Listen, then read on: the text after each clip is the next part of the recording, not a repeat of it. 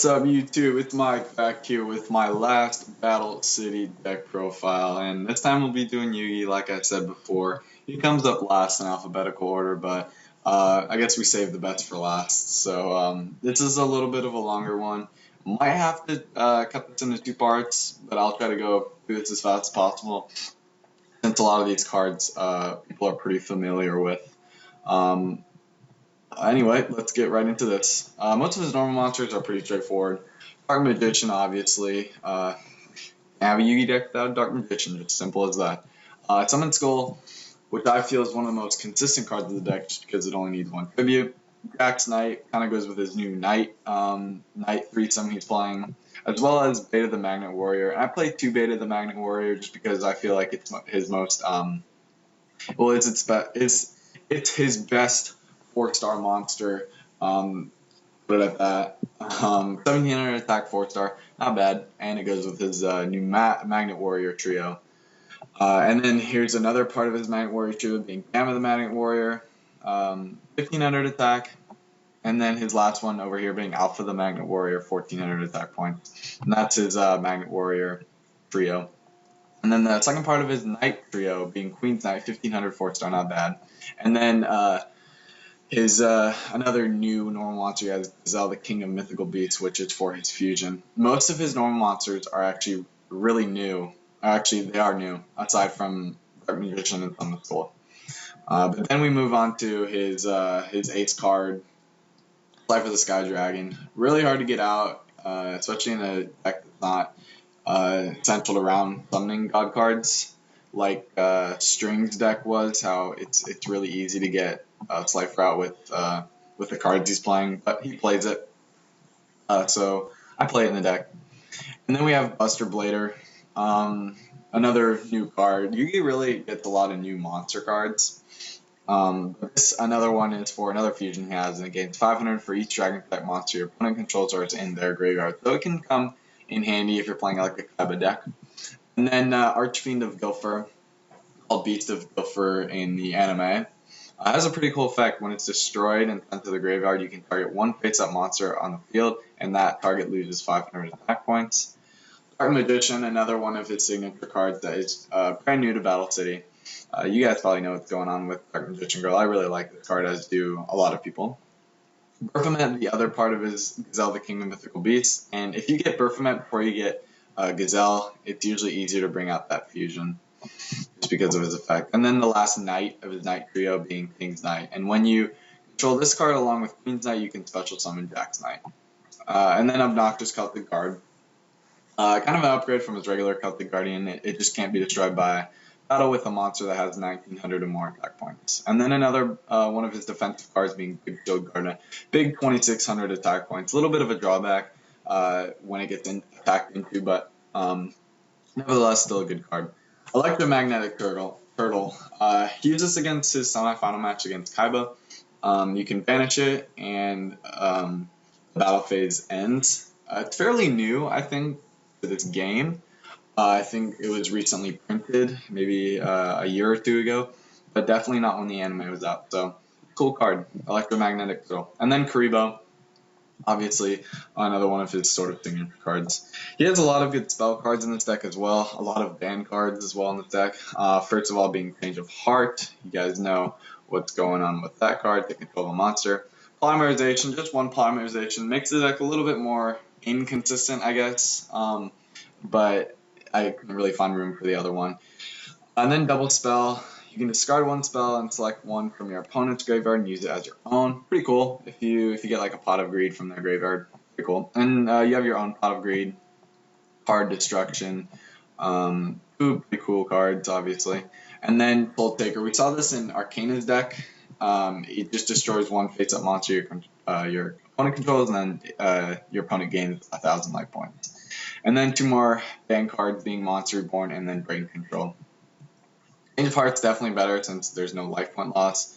Brain Control, you have to give up 800. It's kind of like a Monster Reborn and Premature Burial situation. And then we have Magical Dimension. It just helps you get out your spellcasters a little bit, namely Dark Magician. Because if you control a face-up spellcaster, target one monster you control, tribute it, then special summon one spellcaster type monster from your hand, then you can destroy one monster on the field. It kind of requires you to have a lot of materials in your hand, but when you do get it off, it's pretty cool. Multiply just for his Karibo. I didn't play this in his Duelist Kingdom deck, but I thought it worked a little better in this deck. Diffusion just for any of his fusions, and then Magic Formula for his Dark Magician or Dark Magician Girl.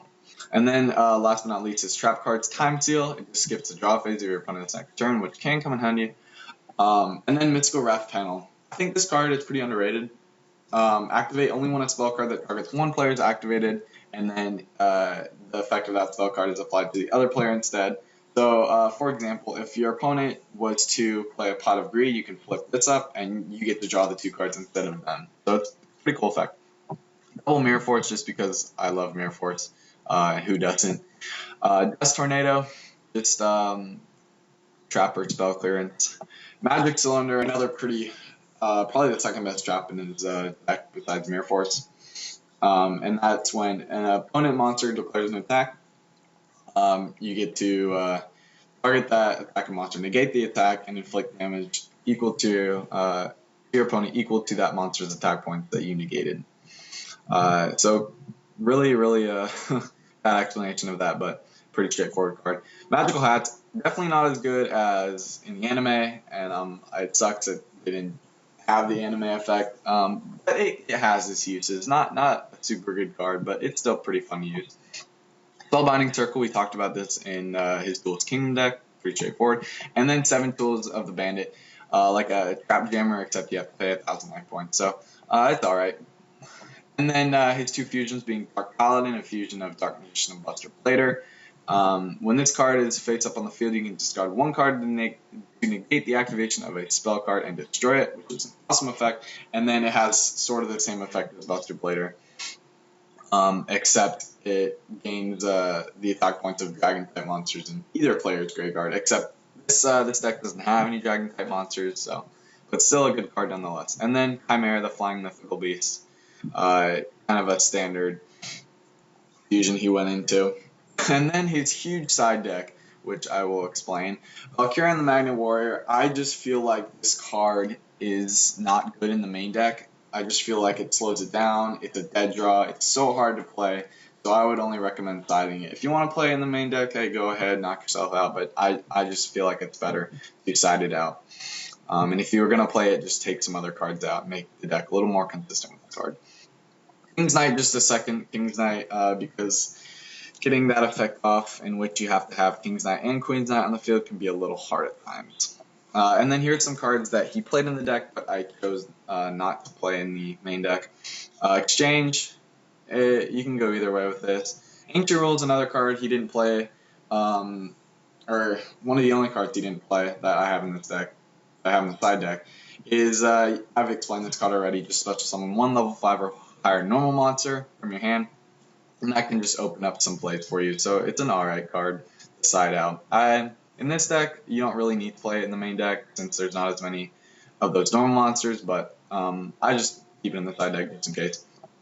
Spell, it's not as consistent as something like a Mystical Space Typhoon, so I just side it out. Same with Exile, the Wicked destroys all face-up Fiend-type monsters on the field. There's not a lot of times in which you can use it, so I just side it out. Card of Sanctity, it just plain sucks, but he used it, so I sided out. Same with the Fusion Wave Motion.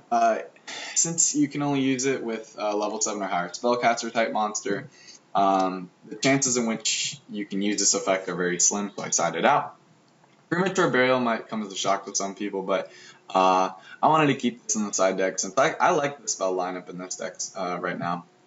And then some traps that he played. Chain Destruction, Collected Power, Soul Rope, Light Force Sword, Regulation of Tribe, Light of Intervention. The ones that I would recommend playing in the deck over maybe some of the cards that I have right now are the Regulation of Tribe and Light Force Sword. But I just like the trap lineup in this deck right now. If I was to substitute some cards, I'd probably take out Magical Hats for one of these two. But they all have their specific situations that don't make them as consistent. But again, you can side those cards in and out whenever you want, guys. It's up to you. This is just how I play my deck, and I like it so far. Anyway, I hope you guys enjoyed all of the Battle City deck profiles I showed you guys. Next up will be the virtual world deck profiles, which I'm